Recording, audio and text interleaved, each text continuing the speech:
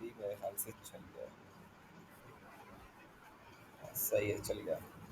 हाँ भाई, तो यार आज का जो सेशन है इसका कोर पर्पस ये है कि इसमें ना रिस्क मैनेजमेंट के बारे में सीखें कि यार रिस्क मैनेजमेंट कैसे करते हैं और इसके पीछे हम क्या चीज़ें देख रहे होते हैं। ठीक है, तो अब रिस्क मैनेजमेंट, तो भाई देखो रिस्क मैनेजमेंट में ना जो अब एक चीज़ आती है कि जैसे जब भी कोई ट्रेड, एक तो गोल्ड में और देखो करेंसी के अंदर जो है ना बहुत ज़्यादा एक मेजर डिफरेंस है कि गोल्ड के अंदर जो है आपको विक्स बहुत ज़्यादा मिलती है। गोल्ड के अंदर आप तरीके से नहीं कह सकते कि यार माइक किसका ऑन है यार। इसका राइम, माइक बंद करो अपना बच्चे। राइम साहब माइक बंद करें अपना। हाँ, तो देखो यार, तो देखो गोल्ड के अंदर अपना प्रॉब्लम ये है कि गोल्ड मतलब अगर आपकी डायरेक्शन में भी जाना चाहेगा ना तो वो भी इतनी बीच में विक्स मारेगा कि आपका उसके ऊपर से एक तो ईमान उठ जाएगा।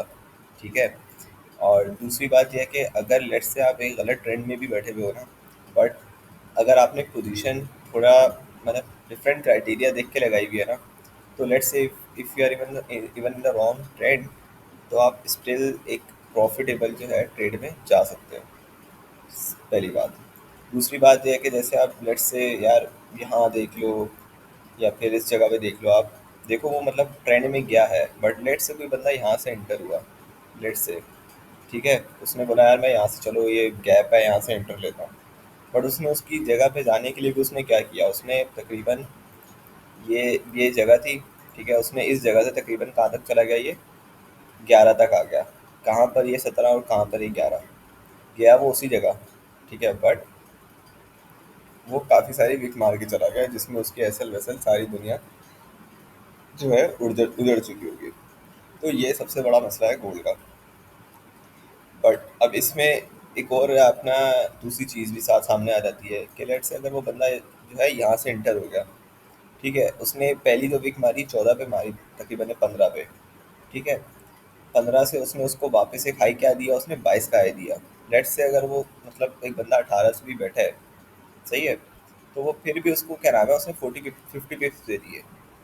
ये गोल की दूसरी एक अच्छी बात है, और लेट्स से मुझे नहीं पता ये ओपन हाई हुआ था और पहले लो हुआ था, बट लेट्स से अगर ये ओपन हाई भी गया था तो स्टिल मतलब 24, मतलब रफली अगर वो बंदा इस जगह से भी बैठा 18 से या 19 से, तो उसको स्टिल मतलब 56 पिप्स मिल गया।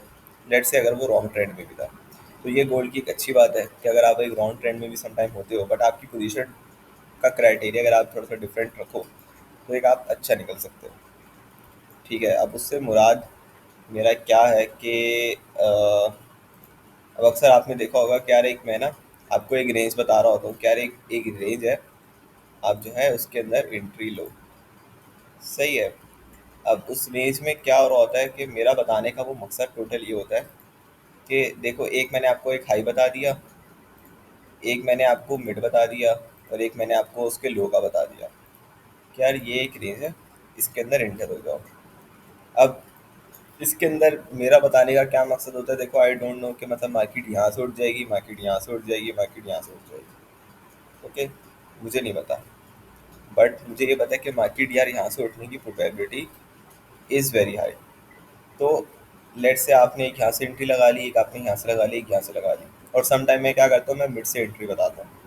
अब वो मिड से एंट्री बताने का मेरा मकसद ये होता है क्योंकि मेरी कोशिश होती है कि भाई पैसा बेशक ना बने लेकिन नुकसान कम से कम हो।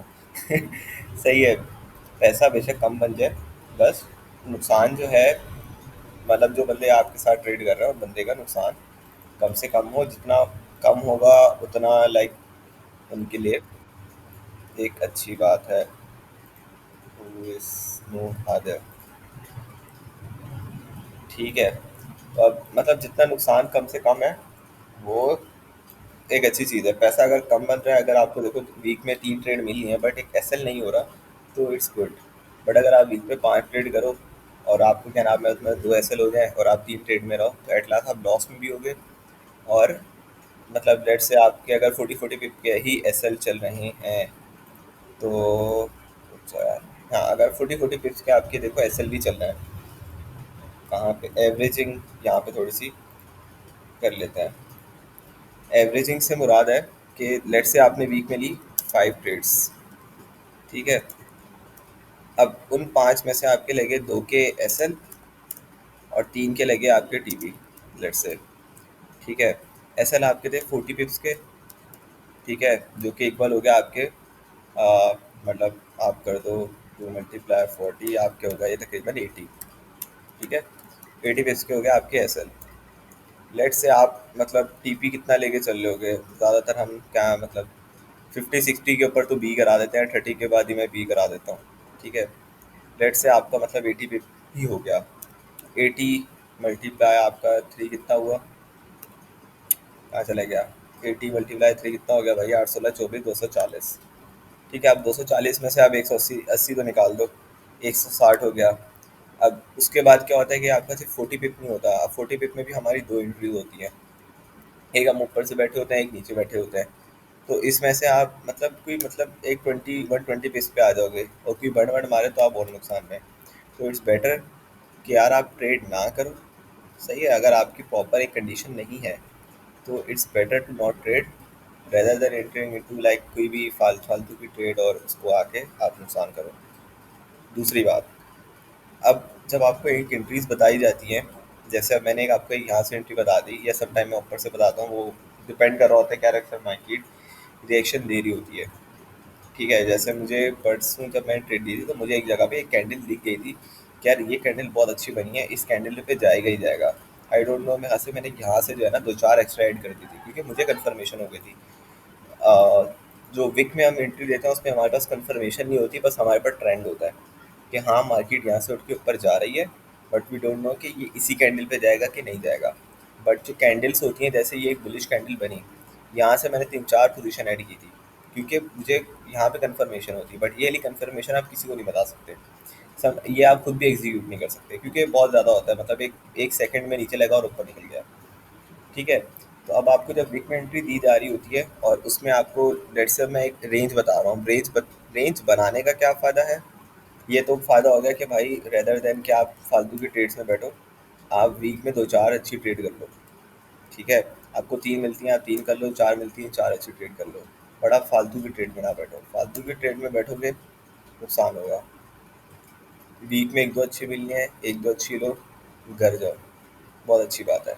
अब दूसरी बात है कि डाइवर्सिफिकेशन, अब जैसे हमने इस वीक में मसल ट्रेड की थी जिसके अंदर 82 से मेरे ख्याल से मैंने 85 एंट्री बोला था, और जब हम ग्रुप में आएगा शयान ने पूछा था तो मैंने उसको बोला था 84 से एग्जीक्यूट करना, राइट शयान? शयान, हेलो, शयान इधर ही है ना? शयान, ऐसा ही है। अब उसमें देखो हमने ऐसा लिखवाया हुआ था 78 का, सही है। तो अब देखो इसमें मैं मतलब मैं अगर चाहता, ठीक है, तो मैं आपको हो सकता है मैं ये भी बोल सकता था कि यार शायद सिर्फ 84 से एंट्री लो, ऑल इन हो जाओ और छोड़ दो। अब इसमें शायद आपका एसएल क्या बनता है, लेट से आप 0.041 पे भी आप इंटर होते हो लॉट पे, ठीक है। तो अब इसमें आपका नुकसान क्या होता है कि आप 0.01 की लॉट से भी होते तो आपका तकरीबन $6 का नुकसान हो रहा होता, राइट। और बल्कि 0.01 तो इससे छोटी तो होती नहीं है ना, लेट्स 0.02 कर लेते हैं, इसमें हो गया 12, ठीक है, ये हो गया 12।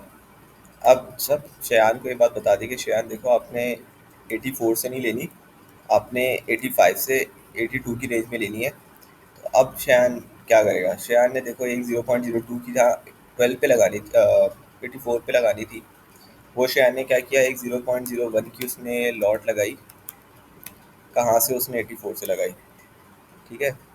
दूसरी शयान ने 0.01 की लॉट कहाँ से लगाई, उसने 82 से लगा दी, लेट से, ठीक है।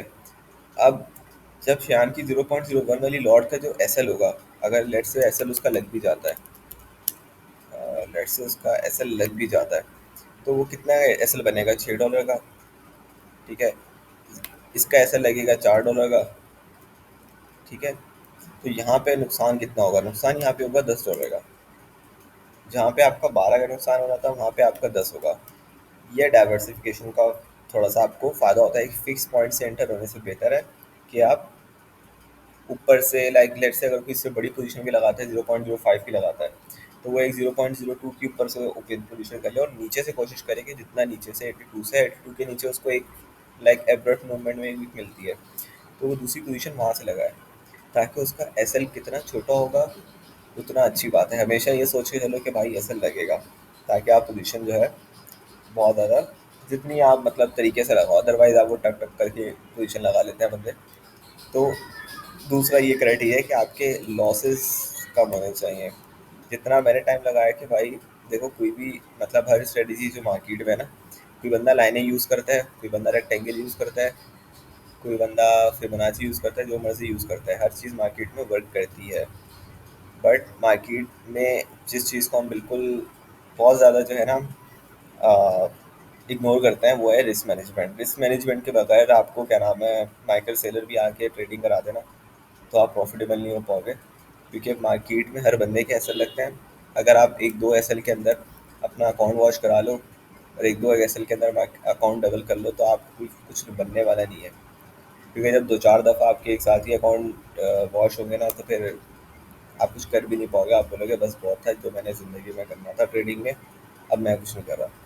ठीक है जी, तो रिस्क मैनेजमेंट सबसे इम्पोर्टेंट है, बट जिसको हम बहुत ज़्यादा इग्नोर करते हैं। 30% जो है ना मार्केट में आपकी टेक्निकल स्किल है, बाकी जो 70% है आपका सिर्फ है रिस्क मैनेजमेंट। आप कैसे रिस्क कर रहे हो। अब आपने देखा होगा कि यार मे बी हम लोग का अगर जो उस दिन पोजीशन गई थी जिसमें 78 एसएल था, मार्केट 79 तक गई थी। ठीक है, बट एक और उसमें था कि मार्केट ने 79 के बाद 79 तो बाद में गई थी, उससे पहले जब हमारी 82 की एंट्री थी तो मार्केट ने 82 से 87 भी दिया था। तो जो बंद जिसको लगता था कि यार मतलब वो 30 पिप पे था, वो दानियाल भाई हैं, वो मतलब उन्होंने 82 से ओपन किया हुआ था, तो वो 82 से 87 में बुक करके चले गए। उन्होंने बोला बस ठीक है भाई, मुझे 40 पिप मिला, मार्केट बहुत ज़्यादा नीचे विक मारी है, मैं लेके निकल रहा हूँ। तो डाइवर्सिफाई का उनको फ़ायदा हुआ ना। अगर वो 85 से एंटर हुए होते तो वो उनको तो मतलब सेटिस्फेक्शन ही नहीं मिलती कि यार 20 पिप का टीपी क्या ही टीपी होता है। लेकिन जब वो 82 से एंटर हुए तो अब उनको 50 पिप्स मिल रहा था। ठीक है, तो अब उनको 50 पिप्स मिल रहा है, तो लेट्स से उन्होंने 0.1 भी ओपन करके बैठे हुए हैं, तो उनको 50-60 डॉलर मिल रहा है, तो वो उनके लिए फ़ाइन है। ठीक है जी, तो ये चीज़ मार्केट के अंदर रिस्क मैनेजमेंट में आपको बहुत ज़्यादा मैटर करेगी कि आप अपनी लॉट को डिवाइड करो और एरिया को डिवाइड करो। अब तीसरी बात ये है कि मैं जो आपको एरिया दे रहा होता हूँ, अब मेरे एरिया में प्रॉब्लम ये है कि मेरी बहुत ज़्यादा कोशिश होती है कि मैं जितना नीचे का एरिया दूँ, हो सकता है मैं खुद से यहाँ से भी एग्जीक्यूट करके बैठा हूँ क्योंकि मैं एसएल बर्दाश्त कर सकता हूँ। बट मेरी कोशिश होती है कि यार मैं सबको जितना नीचे से एरिया दूँ। तो अब उसमें क्या होता है कि यार मतलब 1-2 डॉलर से मार्केट जैसे यहाँ से आई गेस ये वाली ट्रेड थी जो उस दिन मिस हुई थी ना। हाँ, मतलब ये 18-17, मैंने 17 बोला था, कुछ ऐसे ही बोला था। ठीक है, अब मैंने ये ऐसे यहाँ से बोला था और मार्केट यहाँ से उठ के चली गई, यहाँ से एग्जीक्यूट कर सकते थे। मगर बात वही आ जाती है कि यार एसएल मतलब कुछ ऐसा बन जाता है कि जिसको हो सकता है कि आप मैनेज नहीं कर पाते। तो आपको जो एरियाज दिए जा रहे हैं, मतलब उससे 1 डॉलर ऊपर से आप एग्जीक्यूट कर सकते हो, लेकिन ये वही एग्जीक्यूट करे जिसको पता है कि यार मतलब वो अगर वो अपना एसएल कैसे मैनेज करेगा। एंड तीसरी बात है कि अगर मार्केट के अंदर बहुत ज़्यादा विक्स लग रही है, जैसे मार्केट बिल्कुल एसएल के करीब आ रही है, जैसे मार्केट बिल्कुल एसएल स्क्रीन शेयरिंग नहीं है। अबे स्क्रीन शेयरिंग नहीं की हुई। Hello, hello, hello. अबे स्क्रीन शेयरिंग नहीं की हुई क्या मैंने। अबे बताओ तो सही। अबे तो बताओ तो सही, मुझे लगा। अबे यार कैसे इंसान हो यार, मुझे बताओ तो सही। मैं तो चार्ट से देख के बता रहा हूँ, मेरे दिमाग में नहीं आया। सॉरी सॉरी यार, मुझे मेरे दिमाग में नहीं आया, आप बताओ तो सही यार। अभी अब तो आ रही है ना। हेलो, अभी आ रही है। तो आ रही है ना, 2 मिनट जैसे मैं पॉज करूँ। हाँ, जो कि राइट नाउ अभी $110 के बजाय करंटली आप हैं कितने पे, 95 पे। आपने बोला यार नहीं, अब मेरा जो है ना $110 पे अकाउंट था आज के दिन में, तो मैं एक और ट्रेड लगाऊं ताकि वापस जो है ना ये 110 पे आ जाए, ना कि ये 95 पे रहे। तो आपने क्या किया, आपने एक और ट्रेड लगाई। अब उस ट्रेड में आपको और नुकसान हो गया। लेट से आप आ गए 80 के ऊपर। वैसे ऐसा होगा नहीं, आप और ज़्यादा उस प्रॉफिट पे बड़ी लॉट मारोगे। ये होता है, सबके साथ होता है, मेरे साथ भी हुआ है, आप लोगों के साथ भी होता रहता होगा। तो मतलब $80 हो गया। फिर आप सोचोगे कि यार, जो काम करता हूँ, जो ओरिजिनल मेरा अकाउंट था ना $100 का, वहाँ पर आ जाना तो मैं ट्रेड क्लोज कर दूंगा। आप फिर से लगाओगे। ठीक है, लेट से आपने अब 100 कर लिया। फिर आप सोचोगे यार, 110 पे किया हुआ था मैंने, मेरा अकाउंट तो 110 का हो गया था, अब मैं वापस 110 करूँ। अब 110 के चक्कर में आप बड़ी लॉट मारोगे। अब बड़ी लॉट आप क्यों मारोगे? क्योंकि मार्केट एक ऑलरेडी मूव कर चुकी है। ठीक है जी, आपके पास प्रॉपर एंट्री तो है कोई नहीं। एंट्री जो थी वो तो निकल गई। अब है मार्केट यहाँ कहीं पे। अब यहाँ कहीं पे यू नो बेटर कि अब आपको एक ऐसी कैंडल में बैठना है जो बस ऊपर जाए, नीचे ना आए। क्योंकि आपके पास एसएल तो है कोई नहीं, छोटी छोटी पोजीशन तो आप लगाओगे नहीं। आप फिर बोलोगे अब मैं बड़ी पोजीशन लगाता हूँ, $1 मूव भी पड़ेगा मेरे पास। अगर 0.1 लगाता हूँ, बड़ा मूव मारेगा मेरे पास, $1 का मूव भी देगा ना, तो मैं निकल जाऊंगा यहाँ से। अब निकलूंगा, मेरे पास $110 हो जाएगा, मेरा गुड है। उस चक्कर में क्या होगा कि लेट से आप इस कैंडल में आप इंटर हुए, मार्केट ने कुदरती तौर पे ये इतना नीचे एक दफ़ा आई। कहाँ पर है ये मार्केट इस वक्त? मार्केट आ गई यहाँ से तकरीबन 29 से, मार्केट आ गया 27 पे। आपके अकाउंट के लग गया तकरीबन $30 माइनस में चला गया। अब या तो आपने टेंशन में बंद कर दी, या आपने एक और लगा ली। ठीक है जी, ये चीज़ अभी किसी बंदे के साथ आज तक हुई है? बताओ। Last time.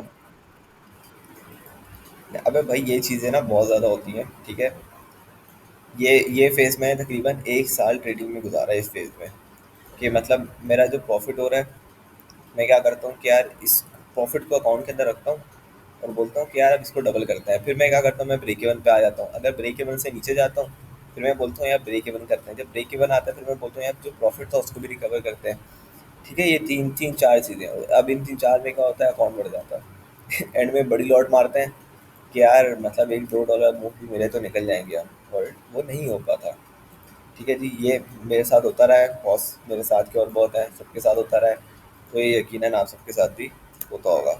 अब जब सवाल आएगा कि भाई इस फेज़ से आपको निकलना कैसा है, इस फेज़ से निकलने का सबसे बेहतरीन तरीका ये है कि आप, लेट्स से आपके पास $100 अकाउंट है। ठीक है जी, तो आप सिंपल एक काम करें कि मिनिमम विड्रॉल होता है एक्सएम के ऊपर $30 का। सही है, आप कोशिश करें कि आपके जैसे ही $30 बनते हैं। ठीक है, वैसे तो 100 के ऊपर 30 रियलिस्टिक कह सकते हो, बट इतना रियलिस्टिक नहीं होना चाहिए। ये तकरीबन $200 का अकाउंट होना चाहिए, बट लेट्स से कर रहे हैं अभी। तो ठीक है, लेट्स से कराइएगा।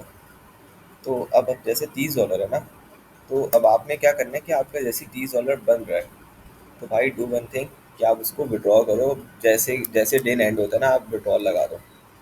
ठीक है जी, आपने बिल्कुल भी नहीं मार्केट में रुकना। आपने वहाँ से $30 मिला है, आप लेके भागो। इसका आपको फ़ायदा ये होगा कि आपने लेट से एक दफ़ा कर लिया, दूसरी दफ़ा कर लिया, तीसरी दफ़ा कर लिया। अब उसके बाद अगर आप भंड भी करते हो ना, आपका रियल अकाउंट तो बाहर आ चुका।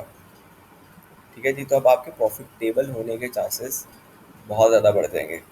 रेदर देन अगर आप बोलो कि मैं $100 है मेरे पास, 100 से 130 करूँ, 130 से 160, फिर 200, फिर 200, 250, 250 हज़ार है। तो ये हर लेवल पे नहीं हो पाएगा। इसके लिए पहले आपको प्रॉफिटेबल होना पड़ेगा, उसके बाद ही आपका लेवल आएगा। तो ये लेवल अचीव करने से पहले आपको ये लेवल अचीव करना है कि आप प्रॉफिटेबल हो। प्रॉफिटेबल आप कैसे होंगे कि भाई आप विड्रॉल लगाएं। विड्रॉल लगाएंगे तो ये जो ऊपर वाला फेज़ है ना, ये वाला फेज़ आपका नहीं आएगा। ये वाला फेज़, अरे यार ये कौन सा रखा है? ये वाला जो आपका फेज़ है ना, ये जो 100 से 80, 80 से 110, और ये फिर नीचे ऊपर 15, ऊपर 15 नीचे, ये फेज़ आपका बहुत जल्दी ख़त्म हो जाएगा अगर कोई इस फेज़ पर है। तो ये आप प्रॉफिटेबिलिटी अचीव करने के लिए आपको सिंपल एक काम करना है कि आपको विड्रॉल लगाना है मिनिमम 30 के। आपका जैसे 30 बनता है, आप निकालो बाहर जाओ। अगर लेट से आप 100 के अकाउंट पे एक दिन में 15 बनाते हो, तो आप कोशिश करो आप अगले दिन जब आओ, जैसे ही 15 बने, 30 का विड्रॉल करो, निकल जाओ। आप लंबे लंबे का वेट नहीं करो। ठीक है जी। उसके बाद अब तीसरी चीज़ हो गई कि यार अब जो ट्रेड दी गई है आपको उसको मैनेज कैसे करना है। अब जैसे 84 पे एंट्री दी गई आपको, तो ये जी 82 की एंट्री लगा दी आपने, 84 से 82 पे एक ऊपर लगा दी एक नीचे लगा दी। लेट्स से आप एक हाई के ऊपर भी लगा के बैठे हुए हो, सही है। अब मार्केट कंटिन्यूसली क्या कर रही है, वो कभी 80 मार रही है कभी 79 आ रही है। तो अब इन दैट सिनेरियो मैं जो क्या करता हूँ हमेशा, कि लेट्स से मैंने 3 लगाई हुई है, अब आई नो माई सेल्फ कि यार मैंने ये ओवर ट्रेडिंग, मैंने बहुत एक्स्ट्रा ओवर लॉट लगा दिया है। अनलेस कि मैं तो गैम्बल करने के लिए आया हूँ, डबल से डबल करना है मुझे, तब तो बात है ठीक, इसमें कोई अर्ज वाली बात नहीं है। लेकिन अगर आप एक तरीके से करने आए हो तो फिर उसमें आपको क्या करना है कि अब आपने जो 85 वाली पोजीशन लगाई ना, इसको लगाने का ये मकसद था कि लेट से मार्केट यार 85 से ऊपर ना चली जाए, ठीक है। 84 का मकसद ये था कि यार एक बीच में अच्छी एरिया, ये हमारा एक एक्चुअल अच्छा एरिया था। 82 आपने लगाई कि मार्केट आपको नीचे परफेक्ट एरिया में मिली, तो आपने बोला है नीचे वाली पोजीशन जल्दी ब्रेक इवन पे मुझे पहुंचाएगी। अब उस सूरत में आपको क्या करो, आपको जैसी 85 के ऊपर विक मिलती है, आप इस पोजीशन को कट कर दो। मैं हमेशा ऐसे करता हूँ, अगर लेट से मैंने एक पोजीशन ऊपर से लगाई हुई और दो मैंने नीचे से लगा ली है, मुझे जैसी ऊपर एक विक मिलती है मैं फ़ौरन ऊपर वाली पोजीशन काट देता हूँ। मैं हमेशा नीचे वाली को होल्ड करता हूँ क्योंकि मुझे पता है कि मेरा एसएल नीचे वाली पोजीशन से कम होगा। ऊपर वाली पोजीशन से अगर एसएल की तरफ जाएगी तो मुझे नुकसान ज़्यादा होगा। और अगर मैं नीचे वाली पोजीशन को अपने पास रखूँगा तो इसका मुझे फ़ायदा क्या होगा कि अगर मार्केट मेरी पोजीशन से मुझे रिएक्शन देती है तो मैं क्या करूँगा, अगर 40-50 पिप मिलेगा तो मैं 84 फ़ौरन काट दूंगा, 82 को मैं ब्रेक इवन करके छोड़ दूंगा। क्यों? क्योंकि अभी एस एल सी सिर्फ 40 पिप्स अवे है, ब्रेक इवन कर भी दूंगा तो मसला नहीं है, क्योंकि अभी ऑलरेडी मुझे 84 से अगर मुझे 50 पिप्स मिल रहा है तो 82 से मुझे तकरीबन 80 मिल रहा होगा। अगर इसको मैं ब्रेक इवन कर देता हूँ और इसको मैं जाने देता हूँ तो मेरे पास बहुत अच्छा चांस है कि यार मैं 150-200 पिप्स मार्केट से निकाल लूँगा। ठीक है जी, तो आपको ये दूसरी स्ट्रेटजी फॉलो करनी है। अगर आपको प्रॉफिट अपने थोड़े से मैक्सिमाइज़ करना है तो आपको ये ज़रूर करना है कि यार जो ऊपर वाली पोजीशन है, आपको जैसी ब्रेक इवन मिला करें आप उसको ऊपर से काटें, और जो नीचे वाली जो पोजीशन होती है उसको आप हमेशा होल्ड करें या ब्रेक इवन करके चलाएं। 30 पिप्स 40 पिप्स होता है आपको, आप ब्रेक इवन कर दो, बेटर है कि यार आपका ब्रेक इवन लग जाए। इट्स बेटर कि आप रेदर देन कि यार आपका एक ऐसा लग रहा है। ठीक है, ये मतलब दो चार चीज़ें हैं जो रिस्क मैनेजमेंट के अंदर एटलीस्ट मैं तो यार फॉलो करता हूँ कि ऊपर वाली पोजीशन को मेरी कोशिश होती है ब्रेक इवन पे काट देता हूँ, या अगर मेरी लेट्स से ऊपर वाली पोजीशन 84 की ही है, उससे ऊपर कुछ है ही नहीं, तो फिर मेरी कोशिश होती है कि यार मतलब 30-40 पीस में मैं सबसे ऊपर वाली तो हटा ही देता हूँ। फिर मैं नीचे वाली बोलता हूँ यार लेट्स से इसको चलो ब्रेक इवन करके देखते हैं अगर मार्केट रिएक्शन दे रही है, बट अगर मुझे दिख रहा है यार मार्केट ने नई रिएक्शन दे रही, कोई मज़ा नहीं आ रहा, तो हम इसको कट करके वहाँ से फ़ौरन के तौर पर कूच कर जाता है। अब इसके बाद अब इसके बाद कोई सवाल है तो आप काइंडली बताएं, और कोई और चीज़ डिस्कस करनी है तो आप वो भी बताएं, तो हम इसको बिल्कुल डिस्कस कर सकते हैं। बाकी रिस्क मैनेजमेंट के मुताबिक मेरे दिमाग में अभी तक के लिए यही बातें थी जो प्रॉफिटेबल होने के लिए बहुत ज़्यादा ज़रूरी है। और अगर आपके दिमाग में है तो आप बिल्कुल बताएं तो और शेयर कर लेते हैं। और ये जो रिस्क मैनेजमेंट है इसको कोई बंदा इजी ना ले कि ये बिल्कुल फालतू बातें बता के चला गया हूँ। ठीक है, ये रिस्क मैनेजमेंट सबसे ज़्यादा इंपॉर्टेंट है। टेक्निकल आप देखो कहीं ना कहीं से कुछ ना कुछ सीख लोगे। ठीक है जी, टेक्निकल आपको एक चीज़ भी पकड़ने आ गई ना मार्केट के अंदर, क्या है बस मार्केट ना हर दिन एक ही चीज़ करती है, तो आप मतलब मार्केट से वो निकाल लोगे। बट लेकिन अगर आपके पास ये रिस्क मैनेजमेंट नहीं है ना, तो ये आप इसके साथ आपको मतलब कोई भी स्ट्रेटजी मिल जाए, अगर वो 70% एक्यूरेसी से भी चलती है और मतलब 7 में से 3 एस एल भी, 10 में से 3 एस एल भी लगता है और 60 टीपी भी होता है ना, तो आप ज़ीरो करके बैठे हुए होगे। तो रिस्क मैनेजमेंट जो है वो बहुत सबसे ज़्यादा इम्पोर्टेंट है, और ये आपको कोई एक्सपीरियंस बंदे बता सकते हैं। हमें भी एक दो एक्सपीरियंस बंदों ने ही बताई थी, तो जिसकी वजह से हम अपने ब्रेक इवन फेज से बाहर आ गए थे। तो उम्मीद करते हैं कि आपको इस चीज़ से फ़ायदा हुआ।